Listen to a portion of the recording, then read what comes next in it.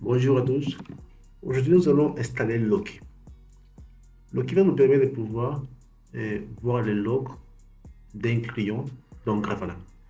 Pour le moment, ce que nous avons eu à faire, c'est d'installer Grafana. On peut voir ça ici. On avait installé Grafana. On avait aussi installé Prometheus, celui qui est là. Donc, on avait aussi ajouté les clients. On avait ajouté un client Linux c'était celui qui est là. On avait aussi ajouté un client Windows, mais ça, j'ai enlevé, mais c'est pas grave. On avait ajouté des clients Linux et Windows. Ce que nous allons faire dans cette partie, bon, on avait aussi géré les informations du client Linux. On peut voir ça dans la partie dashboard. On a créé un dashboard pour les clients Linux et aussi pour les clients Windows. Là, on pouvait voir ces informations, les disques, la RAM, le CPU. On peut voir tout ce qui est en rapport avec les clients. Donc, ce que nous allons faire aujourd'hui, c'est d'installer Loki qui va permettre de voir les logs qui seront dans le client Linux. Donc, nous allons installer des choses. On va installer dans le serveur Grafana, on va installer Loki pour pouvoir voir les logs. Et dans le client, on va installer Promptile qui va permettre de maintenant envoyer les logs vers le serveur Grafana et vers Loki. Donc, ce que nous allons faire, premièrement, on va installer trois fichiers, trois paquets.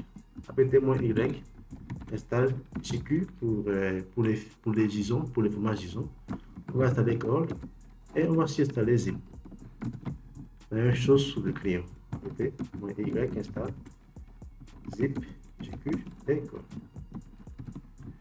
Donc, une fois que c'est fait, maintenant, allez dans la description de la vidéo, vous trouverez là-bas un lien pour pouvoir télécharger un fichier là où vous allez trouver toutes les commandes que nous allons taper dans cette vidéo.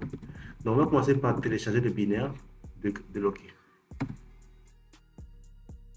Nous allons maintenant, si on fait ici ILS, nous aurons un fichier zippé, un fichier zip. Nous allons déchiffrer et dézipper ces fichiers-là avec un zip. On fait ici en zip le nom des fichiers. On va maintenant déplacer ces fichiers dans le répertoire bin en question. On va déplacer les fichiers dans le répertoire bin, mais on va les renommer par Loki. Okay. Maintenant, nous allons aussi changer les permissions du dossier. OK. Nous allons maintenant créer un utilisateur Loki et aussi un groupe Loki avec userad. Et nous allons aussi créer plusieurs dossiers. Avec ce qui est. OK. Nous allons maintenant changer le dossier qui est dans le lib. Nous allons dire que ça appartient au groupe et l'utilisateur Loki. OK. Ce qui est de faire maintenant, c'est de créer les fichiers de configuration. Mais ces fichiers-là doivent être dans un dossier. Donc, nous allons premièrement créer les dossiers de configuration. OK, mkdir, ctc. Et si on va créer les dossiers Loki. À l'intérieur, nous allons créer un fichier. C'est le fichier YAML. Donc, on fait ici nano etc Loki, le 6 config.yaml. À l'intérieur, vous allez aussi trouver, bon, ça c'est aussi dans la description de la vidéo, vous allez mettre depuis la partie auth enable yes jusqu'à shared storage file system. Tout ça, vous le mettez ici. Okay. Jusqu'à shared storage file system. Ça va commencer à partir de auth enable yes et false plutôt. On fait CTRL X pour sortir, on fait O pour enregistrer, après on fait. C'est bon. Nous allons maintenant créer les services, Loki pour pouvoir faire systemctl start Loki. On tape, non, ça c'est les fichiers Loki.service. Vous allez aussi trouver les informations de ce fichier-là, c'est dans la description. Ok, on met ça ici. Et on sort, on enregistre. Sécurité, on peut faire maintenant système, c'est tel, demo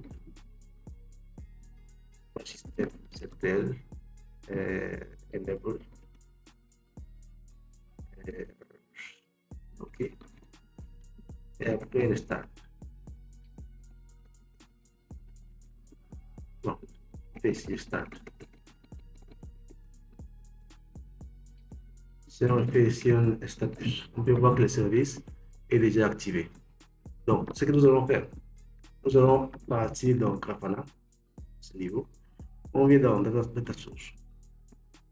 Ici, on va ajouter un nouveau data source. Ici, dans la barre de recherche, on écrit Loki. On peut le voir ici, là, Loki. OK. La partie RSIP, on va mettre ici. Et localhost, bon, carrément ce qui est là. Localhost 3100. On le met ici. Et après, on fait Save and Test. Et il y a ici une communication avec Grafana. Donc, ça veut dire que c'est bon, c'est bien installé. Donc, si on va arriver dans Data Source, on peut voir ici Loki. Bon, ce que nous allons faire maintenant, c'est de... Parce que le serveur Grafana, bon, si Grafana est déjà disponible dans le serveur, déjà prêt dans le serveur. Donc, nous allons maintenant installer Promptile dans le client qui va permettre maintenant d'envoyer les logs vers le serveur. On est dans les clients.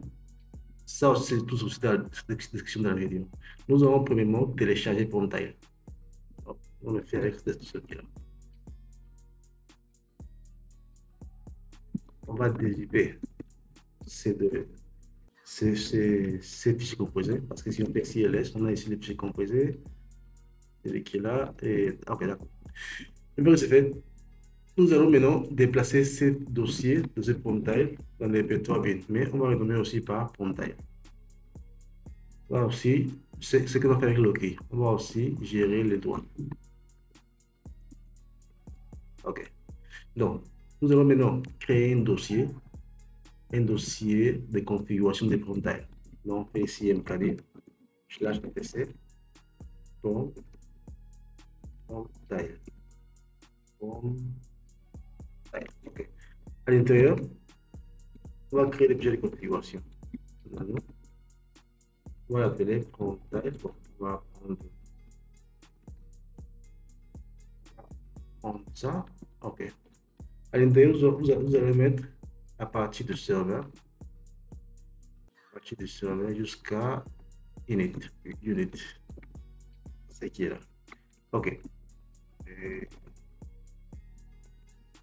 Ok. Ici, il faut mettre cela ici pour le serveur. Et ici, 512.168.23.145. C'est l'ASP de mon serveur. Donc, je sors, j'enregistre. Ok. Il faut aussi créer les services Promptile. Pouvoir faire système.ctl start Promptile. Donc, ça, on le fait avec ça. Promptile.service. Et vous aurez aussi ça dans la description de la vidéo, dans le fichier. C'est ce qui est là aussi. Ok. On fait CTRL X pour sortir. On entre. Ce qui est fait, c'est fait système.ctl daemon reload. Après un système.ctl enable Promptile. Et après un start.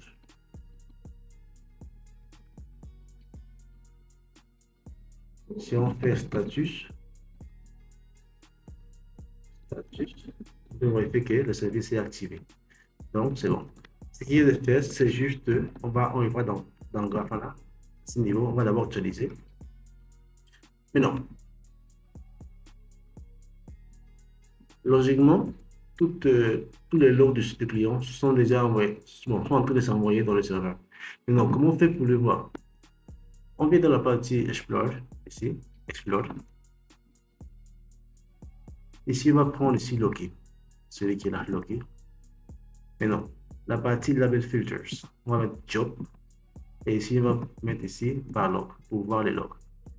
Après, il faut cliquer sur Ground Query, à ce niveau-là, Ground Query. On peut aussi définir le temps dans lequel les logs seront envoyés. Chaque 5 secondes, 10, 30, 1 minute, 5 minutes, ça dépend des mots. Je vais seulement cliquer sur Run Query. Et si on descend ici, voici les logs de client. Donc, vous pouvez remarquer, il y a ici JQ qu'on a installé dans les clients. Il y a aussi plusieurs choses. Généralement, ce sont les logs de clients. Donc, ici, vous pouvez voir tout ce qui est log dans les clients. Généralement, ça, si on clique sur un log ici, on peut voir les répertoires là où se trouvent les logs. C'est-à-dire, si vous êtes dans le client et vous cherchez ici les répertoires var log, vous regardez le fichier dpkg.log, vous trouvez ces logs qui est là. Vous trouvez ça aussi. Donc, c'est comme ça qu'on fait pour gérer les logs avec Loki. Si vous avez des questions, n'oubliez pas, dans la description de la vidéo, non, pas la discussion, dans les commentaires plutôt. Vous pourrez laisser vos questions là-bas et vous serez répondu dès que ça sera possible. Donc, on se retrouve dans la prochaine vidéo.